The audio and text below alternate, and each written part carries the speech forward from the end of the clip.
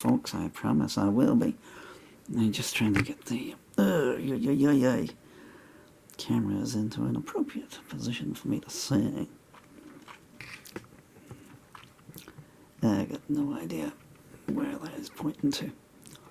We'll just let it go, shall we? Okay, right, so, hi, how you doing there? So I was going to do maybe tomorrow, maybe next year. But I can't find the lyrics. They're cutting down trees outside, so that's the extent of it, A and B.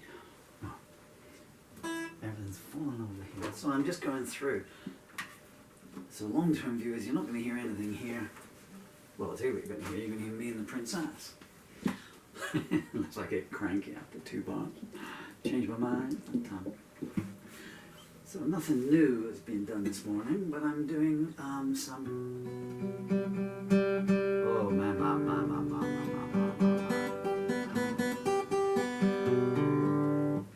I'm doing some...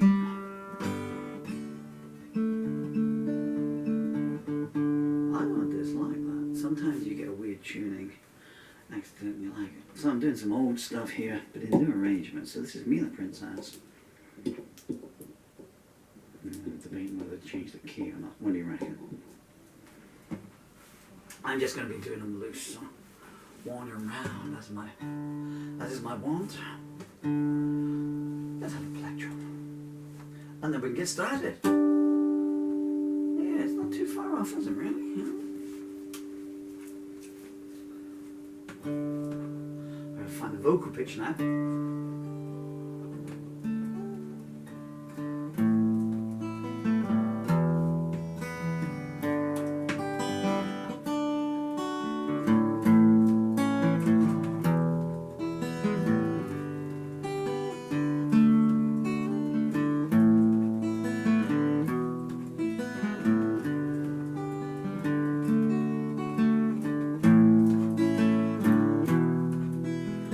Princess came from a broken home where she'd taken many knocks. Ran away at 14 and made a living out of picking locks. One thing was understood all around: she belonged to a guy they called the big man, and anyone who messed with her was gonna wind up with no hands.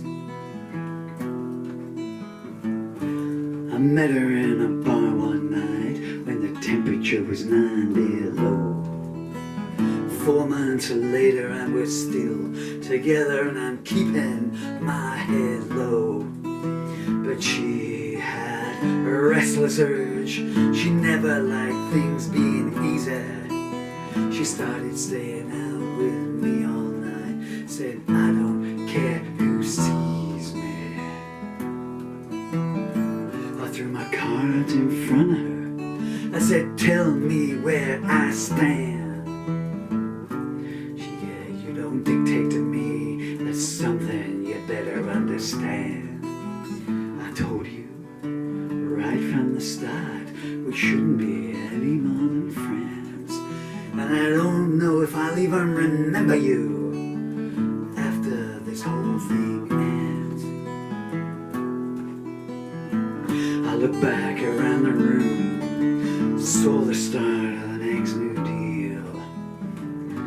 I snapped, call me if you change your mind about the way you feel. I left the place in daylight. I knew it was a big mistake. A cold voice behind me said, boys, give this guy a ride. He's got a lot of things we're gonna break. Princess watched from her window above, just like I was sure she would. Even if I didn't make it to the dawn, I was sure the plan was good. It was sly and it was deceitful, but I knew that it had to be done. You can't let people write out your life, or you're not anyone. The big man's pocket phone started ringing. He smiled and said hello. I heard Princess on the other end of the line saying, please won't you let him go. Then she started talking down to him, trying to change his point of view. I was thinking, if I survive the night, it's gonna be thanks to you. She was waiting at the warehouse by the time that we arrived. She pulled a gun to the big man's head and said, "How'd you like to stay alive?" He gave her an evil smile as he let us get into his car. He sneered, "You better tell him what you want to quick, honey, 'cause you ain't going far." The windscreen had been spiderwebbed. We hit the highway fast. Drove all night looking in the rearview mirror, praying we wouldn't run out of gas. We turned down an old dirt track. She said, "We'll rest up here for a while," when she saw a cop behind us wearing a gun and an evil smile. Cop said, "I saw you guys pulling down here like the devil was on your spine. Now let's see how much what you got is yours and how much of it is mine." Princess pointed the gun at him, but the click said the clip was empty. He said, "Shame you shot your lover, baby," and I knew that he meant me. Suddenly a shot ran out and the cop jerked 2 steps back. I saw a red stain appear beneath his heart, and then it all went black. I woke up in a motel room, a hell of a bruise on my head, and Princess's note inside my hand. Goodbye was all it read. Next thing I know about anything, it was on the next day's news. Big man shot a cop and then killed himself. That's how it all came through. Nothing was said about Princess. Her name was never mentioned at all. But if she ever wants to see me again, she knows she's only got to call.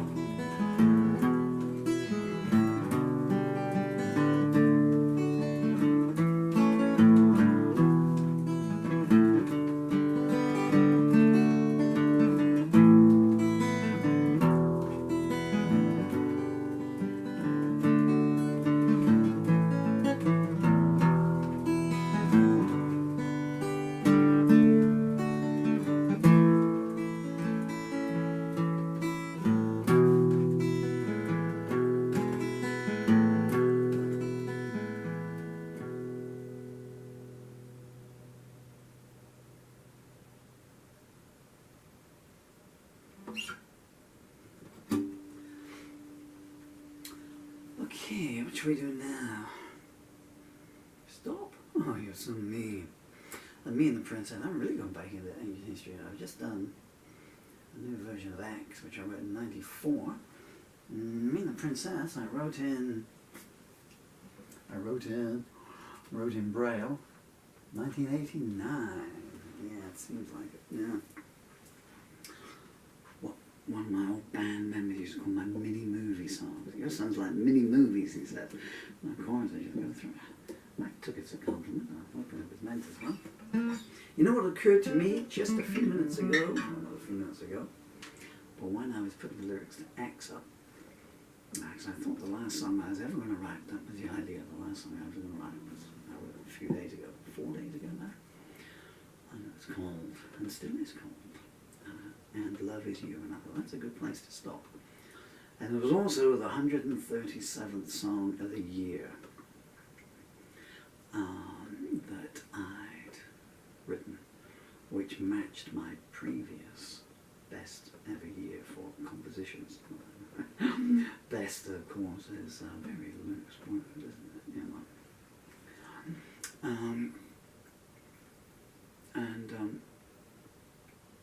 And I thought that, okay, you know, there's a kind of symmetry to it, you know, so it matches 1994, 30 years later.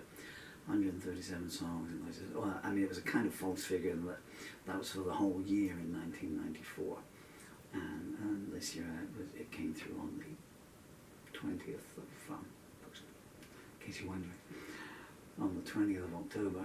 So but again, you know, I mean, you might write 137 songs on January the 1st, and then not write another song in a year. So, you know, time is as ephemeral a measure as the word best is, really, isn't it? And, but then I wrote Hyena, not yesterday, the day before. Okay, so this is my most prolific year for songwriting now. Was where I was going for, it's taken me long, and it took me to sing the song, didn't it? So why do you keep going up? I think I'm just shrinking every now and then. I have to keep moving this down. Yeah, so Hyena was the 138th song of the year. So 2024, my daughter said to me Wednesday. So my daughter said to me on Monday, and I was telling her that I'd written my last ever song. Sorry to lie to you, Emily. I do apologize, my precious darling. And I said, I've just written a song yesterday and I'm uploading it because I'm not writing any new songs, so there's like 50 versions of it, you know. This song called And Love Is You. That's kind of a nice song. I say so myself. Very positive. It's about that initial symmetry being in love, you know, when you're both meshed together. I'm going off on a tangent. Donald Trump's got nothing on me, does he, you know? And so I said, it's my 137th song of the year, and she said, 137th song, she said, Daddy, it was Emily's 10, by the way, and very, very talented musically, humorously, intellectually, any kind of way you mention, and so is my beautiful 12-year-old son, Dylan. And she said, well, you'll run out of things to say. And I thought, well, I've been doing this for 42 years now, and I haven't run out of things to say yet, you know.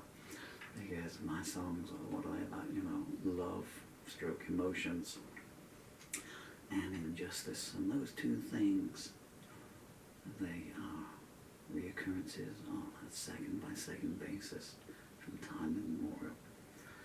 So there's always been injustice, and there's always been love. Strange paradox, really.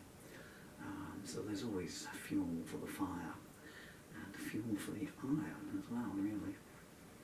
But now I'm in 138 songs for the year. So Emily, you were wrong. So Daddy didn't run out of things to say or to write about. But I do need to write another song, because the last song I ever wrote is called Hyena. And it's a very angry song. I mean, it's me attacking bullies, you know. So I'm writing a song to attack people.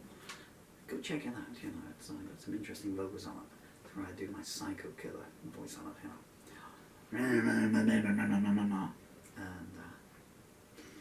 so I might have to sit down and write another love song to someone, you I expect. I'd like to go out on a love song, you know. Although if I went out on a song castigating bullies, that wouldn't be a bad exit, would it?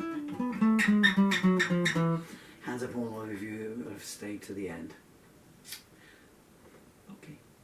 So, hello, Plectrum. So you want to hear about another song I wrote in?